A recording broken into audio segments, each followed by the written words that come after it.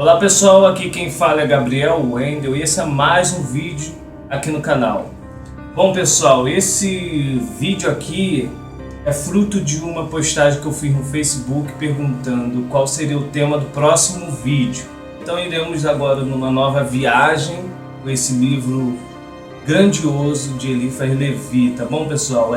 Eu já mencionei aqui no canal sobre Eliphas Levi no vídeo Desvendando Baphomet.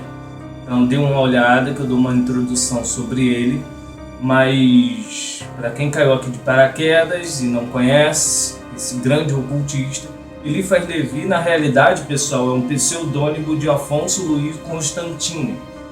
Foi um escritor, um ocultista, na verdade ele foi um grande ocultista do século XIX, tá bom pessoal? É conhecido por todos os esotéricos, todos os místicos, iniciam as obras de Eliphas Levi. Vou deixar aí o sumário só para vocês terem noção. Ele vai falar sobre mistérios religiosos, o verdadeiro Deus, vai falar um pouco, pessoal, sobre a numerologia, a cabala em si, tá bom?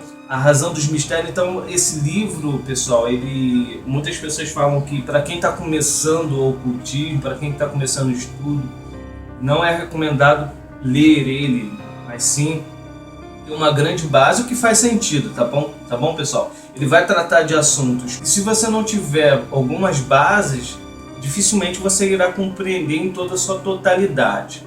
Inclusive, por isso que nesse vídeo aqui, em outros futuros, se eu for tratar desse assunto, pessoal, eu sempre irei recomendar, pessoal, vê esse vídeo antes, vê esse outro vídeo, para você ter um complemento, na realidade, você entender todas as questões envolvidas ao assunto que está sendo abordado, tá bom, pessoal? Bom, nesse livro, pessoal, ele vai falar sobre essas questões específicas e, sobretudo, pessoal, de vários relatos que ele vai deixar bem claro. Ele vai falar sobre manifestações, ele vai falar de aparições, mundo metafísico, as experiências metafísicas.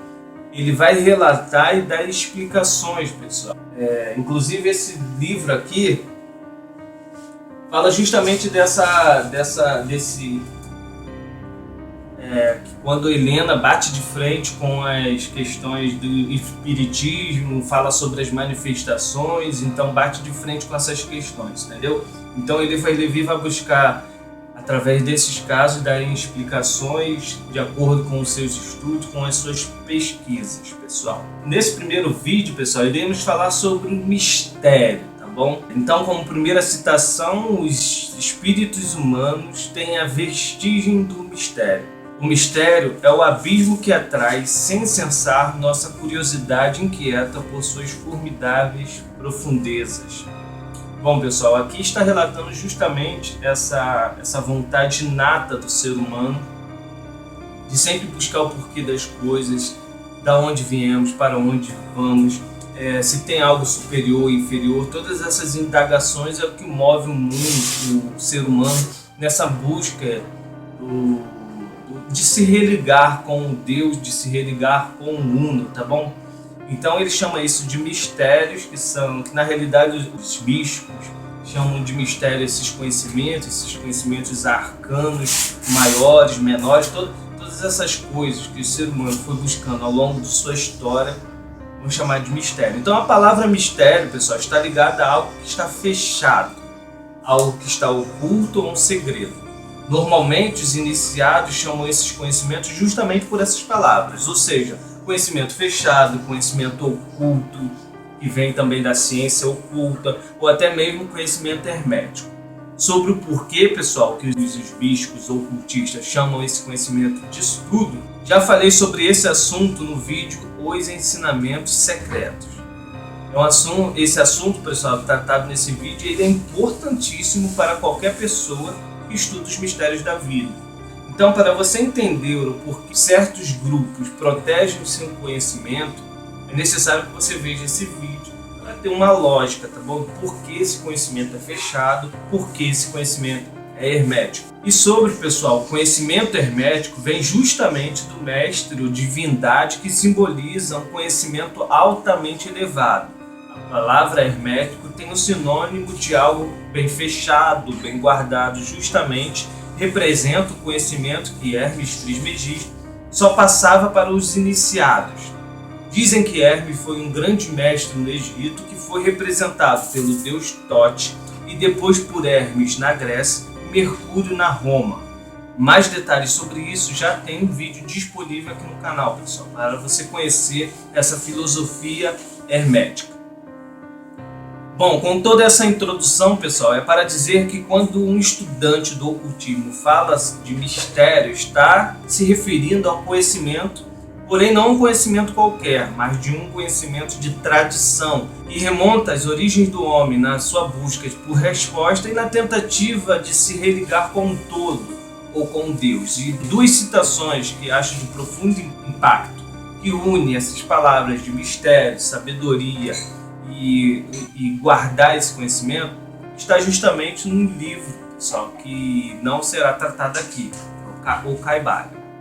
Ou seja, a sabedoria, o conhecimento fechado significa mistério, algo que está velado. E também, pessoal, quero deixar o poema, trecho na realidade do poema de Eduardo Capra. Não deixeis apagar a chama, tida de séculos em séculos, nessa escura caverna, nesse templo sagrado, sustentado por puros ministros do amor. Não deixeis apagar esta divina chama. Ou seja, chama do que é sagrado, que está remetendo, logicamente, a uma sabedoria, algo que está sendo velado por puros ministros do amor. Todo esse mistério, ou seja, todo esse conhecimento é fruto das indagações do homem pela busca do saber. E essas indagações, muitas delas já foram respondidas pela ciência, pessoal. Porém, como nós sabemos, a ciência só é capaz de mensurar o que está no nível material. Referente a essas reflexões, pessoal, temos muitos assuntos para tratar, porém vamos abordar 3: religião, Deus e caridade. Religião. Dissemos que não há religião sem mistério. Acrescentemos que não há mistério sem símbolos, sendo símbolo a forma ou a expressão do mistério. Ele só exprime sua profundidade desconhecida por imagens paradoxais emprestadas do conhecido. Bom, pessoal, essa citação podemos tirar que todas as tradições, ou melhor, todas as religiões de tradições têm símbolos e rituais. E esses rituais, obviamente, estão cercados por símbolos. Infelizmente, pessoal, as religiões atuais elas vêm perdendo todo esse simbolismo, que deixa o contexto do mistério, o contexto esotérico da religião, infelizmente, perdida. É importantíssimo, pessoal, o estudo do simbolismo e por isso que é mantido esse estudo e o uso dos símbolos. E símbolos têm um profundo papel de dar um impacto no inconsciente do ser humano e ajudar a auxiliar na condução de rituais e de se religar com Deus, pessoal.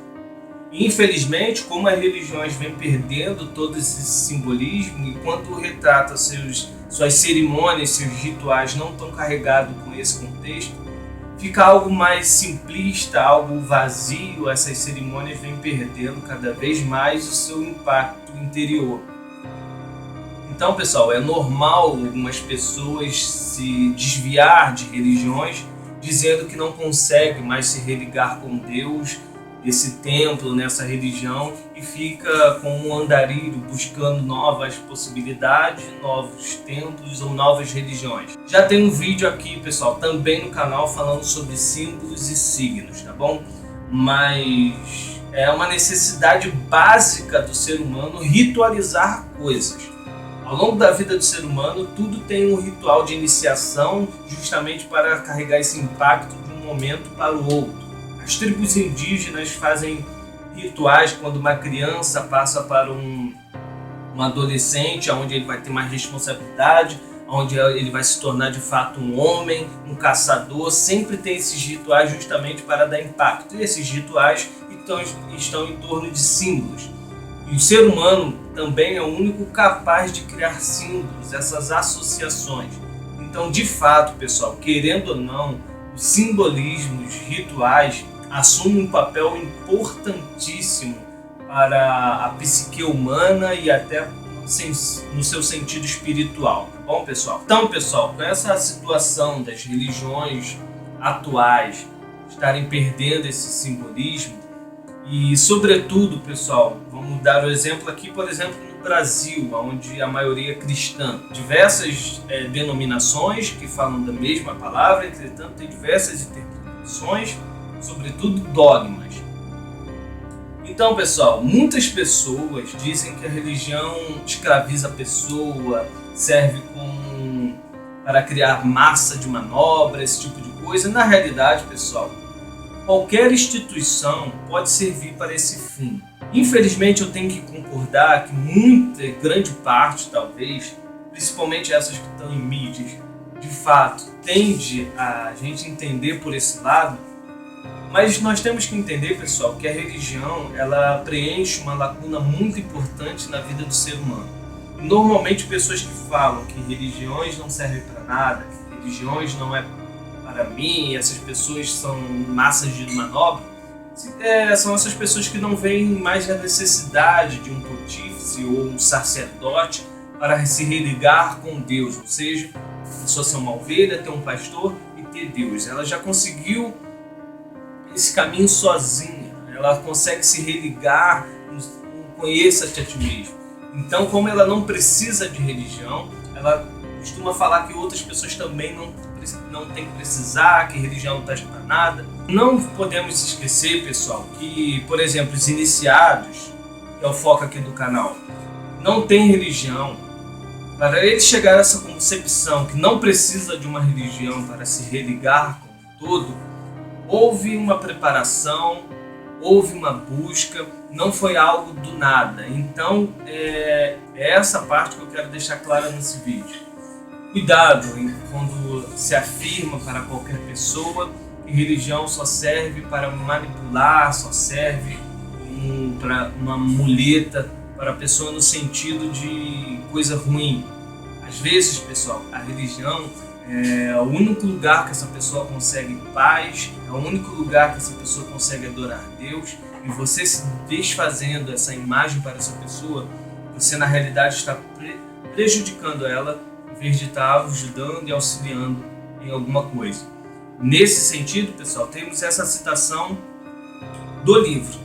É a essa necessidade inata de crença que se poderia dar o nome de religião natural. E tudo que tende a diminuir e limitar o impulso dessa crença está na ordem religiosa em oposição à natureza. Bom, pessoal, e depois da gente falar um pouco dessa importância da religião para o ser humano, a gente tem a grande briga, a grande luta milenar entre a ciência, a religião, a fé e a razão. Então, pessoal, Eliphas ele vai tratar muito nesse livro a respeito da fé e da razão. É muito interessante que ele faz diálogos entre a fé e a razão.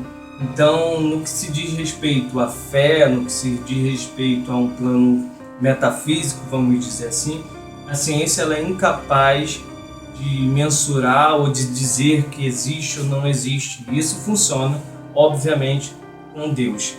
Vamos ver o que tem aqui no livro sobre Deus. Deus só pode ser definido pela fé. A ciência não pode negar nem afirmar que ele existe. Deus é o objeto absoluto da fé humana. No infinito é a inteligência suprema e criadora da ordem.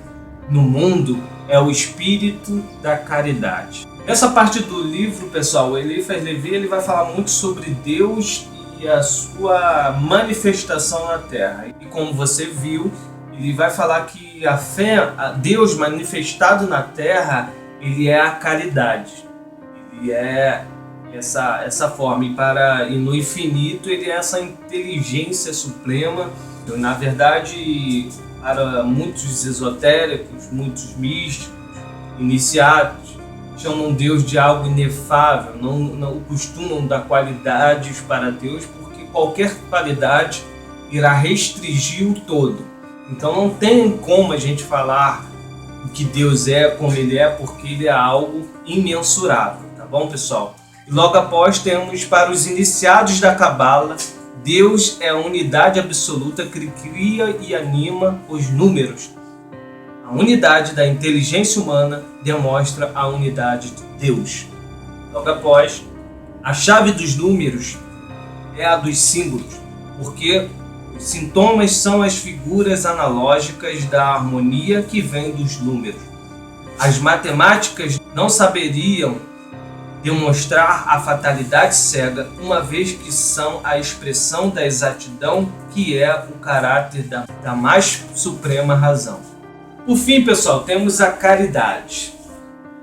Ousemos afirmar agora que existe um fato imenso, igualmente apreciável pela fé e pela ciência. Um fato que torna Deus visível de algum modo sobre a terra. Um fato incontestável e de alcance universal. Esse fato é a manifestação no mundo a partir da época em que começa a revelação cristã de um espírito desconhecido pelos antigos, de um espírito evidentemente divino, mais positivo que a ciência em suas obras, mais magnificamente ideal em suas aspirações que as mais elevadas poesias, um espírito para o qual era preciso criar um novo nome, contemplamente inaudito nos santuários da antiguidade. Assim, esse nome foi criado e descobriremos que esse nome, que essa palavra, é em religião tanto para a ciência quanto para a fé. A expressão do absoluto, a palavra é a caridade. O espírito de que falamos chama-se o espírito da caridade. Bom, pessoal, nesse sentido da caridade, desse amor ao próximo, vamos dizer assim, eu já tratei no vídeo falando sobre o símbolo do pelicano. Ele fala da verdadeira religião. Então ele cita o seguinte: a ciência não poderia, sem temeridade, afirmar ou negar as hipóteses do dogma que são verdade para a fé, mas pode reconhecer em certos aspectos a única religião verdadeira, ou seja, a única que merece o nome de religião, reunindo todos os aspectos que convém nessa grande e universal inspiração da alma humana. Uma só coisa evidente divina manifestou-se para todos no mundo. É a caridade. Essa é a palavra que eu fecho sobre esse símbolo. A caridade. A caridade representa essa religião universal, esse amor universal, representa, é claro, a paixão de Cristo, representa, é claro, toda essa egrégora de Cristo, toda essa mensagem que Cristo quer passar. Então, eu acredito que realmente é esse. Pessoal, eu espero que vocês tenham gostado do primeiro vídeo a respeito desse livro. Tem muito assunto ainda para a gente desenvolver, tá bom, pessoal? Um abraço e até a próxima. Valeu!